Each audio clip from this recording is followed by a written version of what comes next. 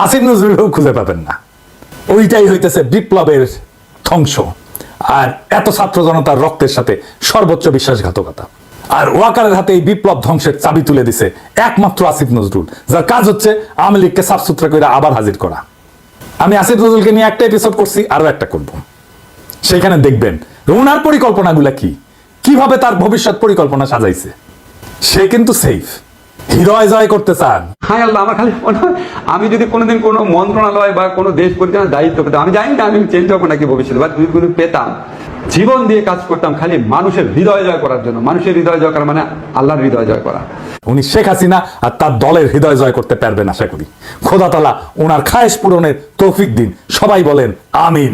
দেশবাসী, আপনারা যে যেখান থেকে ভিডিওটি শুরু থেকে শেষ পর্যন্ত দেখেছেন, আপনাদেরকে অসংখ্য ধন্যবাদ জানাই। দর্শক, আপনারা যে নিউজগুলো দেখেছেন দেখেই কিন্তু বুঝতে পেরেছেন কি বিষয় নিউজটি দেখেছেন। অবশ্যই কমেন্ট করতে ভুলবেন না।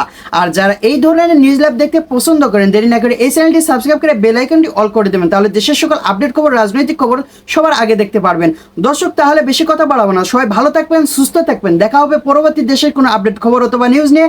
আসসালামু আলাইকুম।